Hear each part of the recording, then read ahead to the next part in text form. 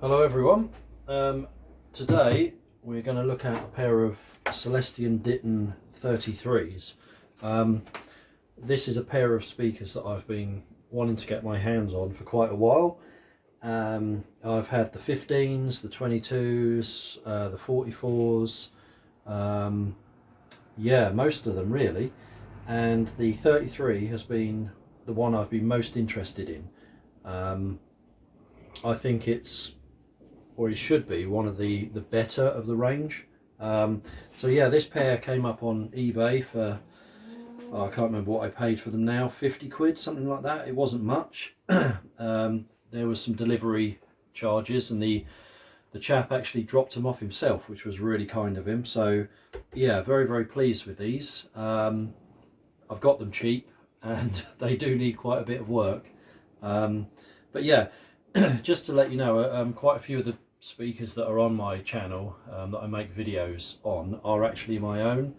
I have a lot of client speakers come in, but most of those are fairly quick repairs that I sort of tend to repair, and they're back out the door again. If I know they're going to wait around for a while, then I'll try and do a video on them. And also some of the clients don't want me filming their speakers, which I can completely understand. But whilst the majority of the work I do is client work for speakers or on speakers, I do buy my own. If I see them cheap, do them up and sell them off again.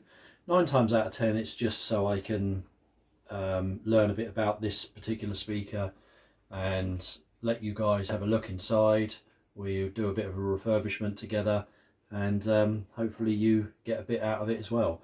But like I say, if I was to film all the client speakers and bits and pieces, God, I'd never get anything done. Okay, so before I've taken these apart, I've done measurements. So I'll put them on the screen now.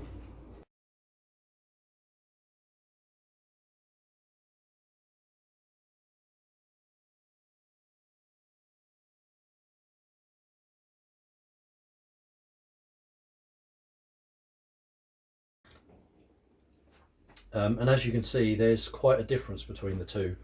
I'm calling this one speaker A, and this one measures how I would expect. It's pretty consistent. The tweeter's doing what it should do, the mid and the basses as well. I'm not measuring below 200 hertz. I just set these up quickly to measure them. You'll notice that the tweeters that are in these aren't standard. These are the HF 1001s, and originally they would have had the HF 1000s, but I think these were kind of just a direct swap, same impedance characteristics, so you could just retrofit them. And I do wonder, I know these have been used in a kind of PA application in their past, which might have meant they've been driven too hard and the original tweeters blew, because the HF 1000s, while they're a lovely sounding tweeter, they're not very robust. I've repaired quite a lot of them, and they do suffer from voice coil damage if you overload them. So these are a good tweeter and probably the better ones to be in here. Like I say, this speaker seems to measure pretty well, but this one has problems. The tweeter is got this huge hump in it at about 13,000 hertz, and I can also see it's not in there properly, and it looks a bit twisted, so something's not right there. The mid-range seems to be doing what it should do. The dust cap in the middle there has been pushed in, but the woofer, while it's playing the frequencies it should do, it's playing them very much quieter. And the cone, I don't know whether you can see that, the cone is pushed in, and there's hardly any movement. So whether that's because we have voice coil damage and it's pulled it in, what I often do is, just using the signal generator on RU, is just play lots of test tones, so go in from 200 hertz down an octave all the time, and these have really good output down to about 30 hertz.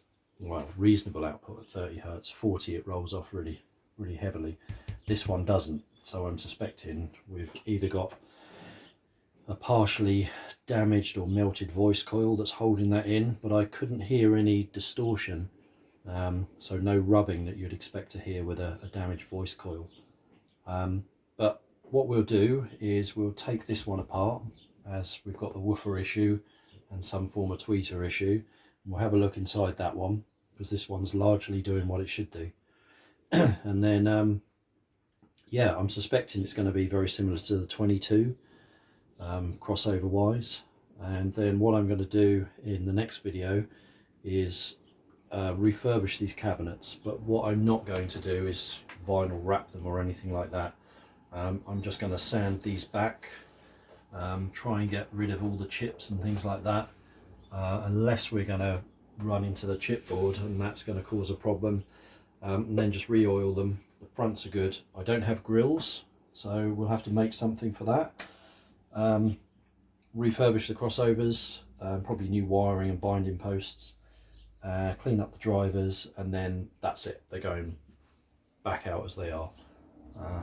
But I have a spare pair of mid-range if I need them, but I don't have a spare 10-inch woofer. So these are 10s, whereas the 22s are 8s. Same mid-range. So we'll take that one apart and have a look.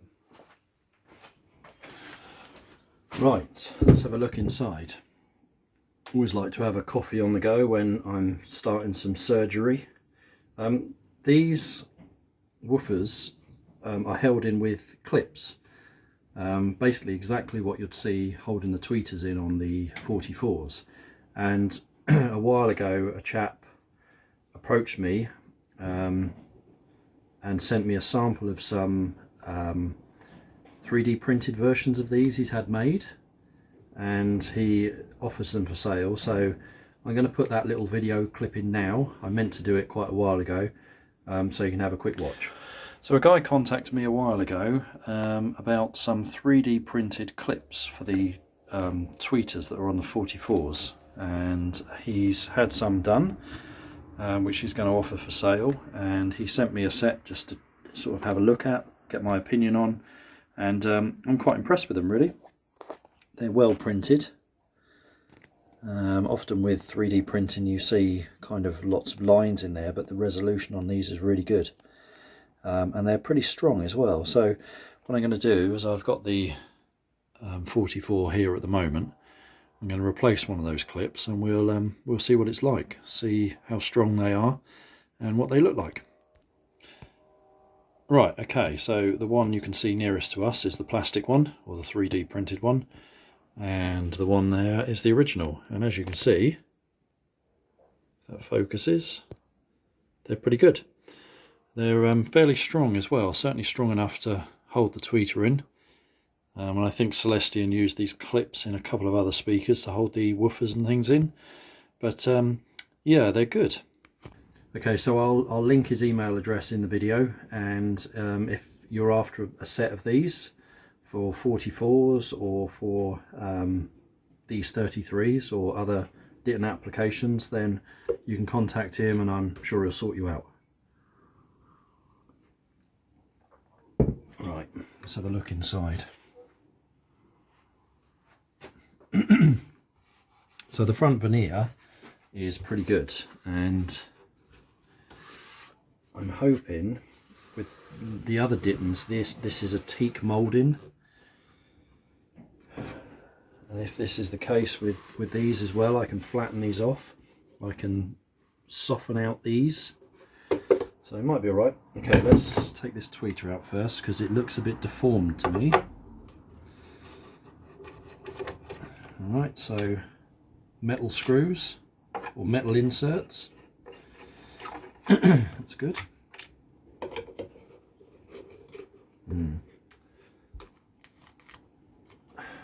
Okay.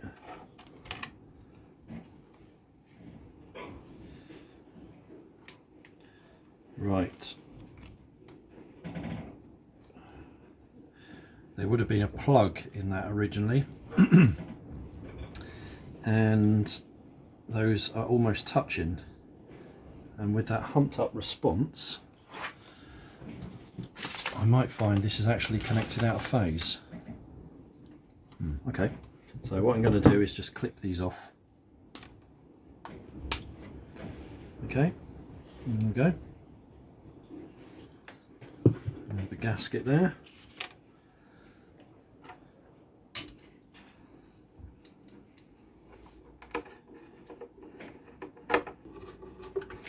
Okay, mid-range next. This is in its own enclosure, or should be.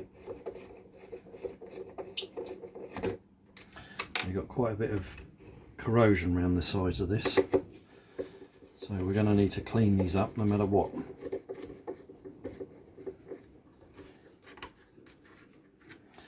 Really and truly, when I do these speakers, the cabinet work is the part that takes the time. Refurbishing the crossovers and things like that doesn't. There's a lot of muck in there as well.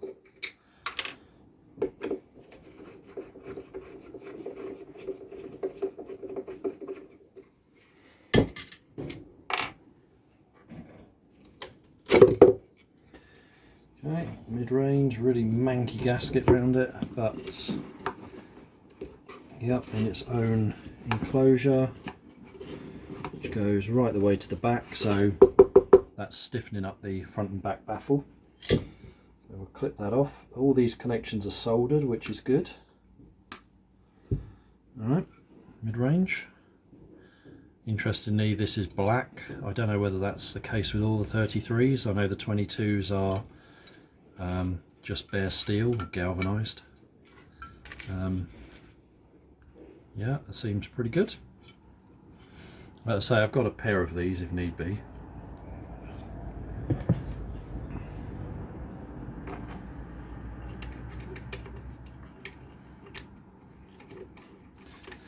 If you're ever doing any upgrade work on your crossovers, new capacitors, inductors, whatever, don't ignore the wiring. Rewire them, especially if it's stuff like this, which is just steel. That can make quite a difference if you replace that as well. It doesn't have to be really thick. Some people just go stupid with it. But yeah, something that's a good purity copper, yeah, makes quite a difference.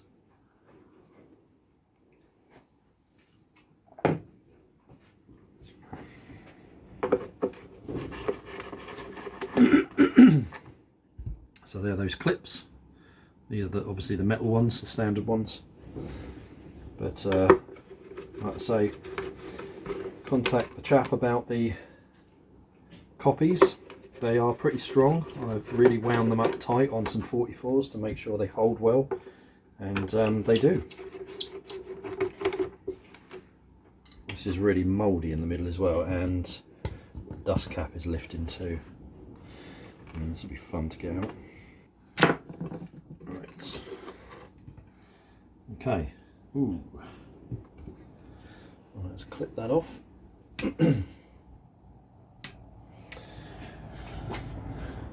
Right, so here's our woofer, and as you can see, the cone is quite pushed in, and you can see there as well the spider's really pushed in. So we've just lost all our springiness. So the surround has kind of just gone limp. Huh. Interesting. So it's basically just pulled in all the time. It's free. Okay, so we might be replacing that. That suspension has really lost its mojo. Huh.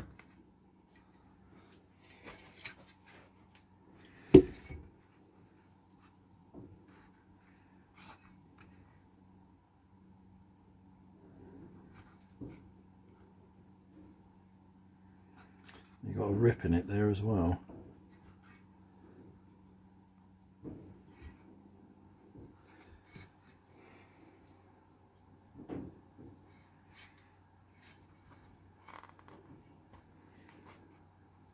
I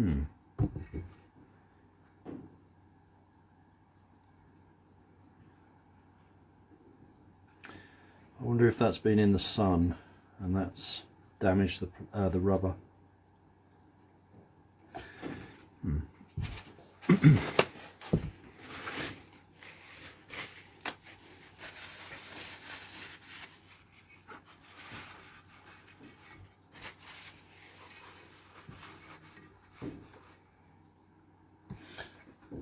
Okay. So we've got a lot of foam in here. Piece there that wraps around. Big chunk at the back.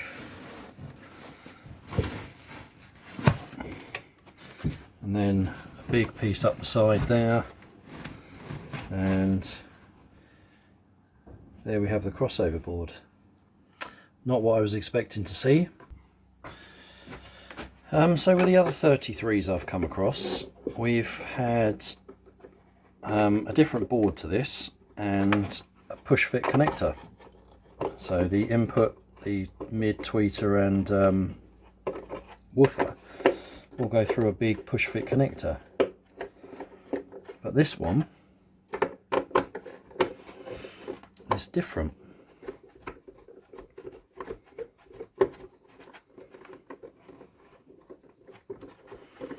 So I will strip down the other one to make sure it's the same. It's labelled as BOT 33.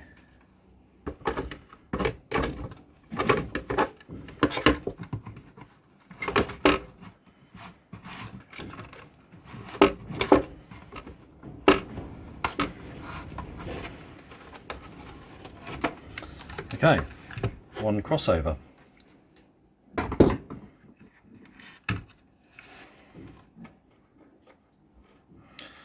Like I say, not what I was expecting to see. So the inside of the cabinet is pretty good. Brace at the back there. No, the mid box doesn't go all the way to the back. It's like a centimetre gap between that and the back baffle. So I'll put some blocking in to lock that together. That's a bit of a no-brainer improvement, really.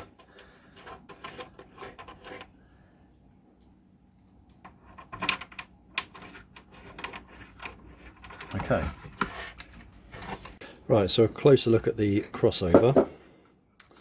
It looks like we've got come in through this inductor, carry on to this inductor and out to our woofer with this cap down to ground, or this set of caps down to ground I should say. So that gives us a third order on the woofer circuit, and then on the mid-range we come through a resistor and we've got this 30 microfarad cap with an inductor down to ground, so a second order on the high pass section of the mid-range. And then we carry on here to our inductor and out to our tweeter with a 16 microfarad down to ground. And we also have, a 72 on the woofer circuit, so fourth order. So second order on the high pass, second order on the low pass, and then on the tweeter a third order. So we come in through a 8 microfarad cap with an inductor down to ground and a 12 microfarad, and then out to our tweeter. And tweeter's connected in phase, so's the mid-range. So it'll be interesting to see whether we've got the tweeter right on the other one as well. Yeah, so there we go. So it'll be new capacitors. I'd like to change this iron core inductor. It would be better to keep the mid-range circuit nice and clean. This is in shunt, so definitely leave the woofers as they are. That's probably a date stamp. No, 1992. These were much earlier than that. Yeah, there we go. Okay, so interestingly, the tweeter on this one has a plug fitted, whereas this one doesn't, which kind of makes me think that this has been done professionally. I'm not so sure about the way that's been chewed out, but to have a plug on there, Did these go back to Celestion for repair? Makes you wonder. I've just noticed on the tweeter we've got wires, the original wires soldered onto this with a plug on the end. So no insulation over those. Chances of them touching each other were pretty remote, but still a bit yeehaw. And there's the crossover, and just notice one of the inductors for the woofer swinging around in the breeze. So yeah, quite interesting really. Yeah, so whoever changed the tweeters on these, we've seen they've done that soldered connection and put a plug on it. They didn't bother to take the speaker apart or anything. I mean, where they've cut this section here out, it's been marked up and cut. It looks like it's been stitch drilled first and then broken out. All the sawdust is in there from where they cut this out, so they didn't dismantle this and take the foam out and cut it, maybe stick a hoover under there while they were doing it. Yeah, you would hope that wasn't a dealer repair. So another interesting thing is one speaker has a proper painted black chassis on the woofer, and the other is just plain aluminium, and I'd suggest that's a later replacement. It just looks newer. The magnet's slightly different as well. Yeah, has the woofer in one of these failed and it's been replaced, and now we have this problem with the suspension on this one. So they've seen a bit of work in their lifetime, I think. Okay, so I've just done my DC resistance test on all the drivers, and they are pretty spot on. Woofers are the same, tweeters are the same, mid-range, yeah, close enough. I was under the impression that the HF1000 was a 4-ohm tweeter. Yeah, interesting. Maybe not. I mean, speaker A measures pretty well, so whether there's been some work to those if the tweeter's been replaced, I'm not so sure. But yeah, in terms of drivers, we're okay apart from that woofer. Right, so I've just lifted up everything on this crossover. This is out of the good speaker, so actually everything measures, all the capacitors are kind of within 10%. So pretty good. Obviously we didn't know the values of these inductors, so I've measured all those now. So this is the schematic I've scribbled out. So on the tweeter circuit we come into an 8 microfarad, and then we have a 12, and then we're into our tweeter connected in phase with an air core inductor down to ground, which is 0.14 millihenry. And then on the mid-range circuit we have a resistor first, so that's attenuating the circuit.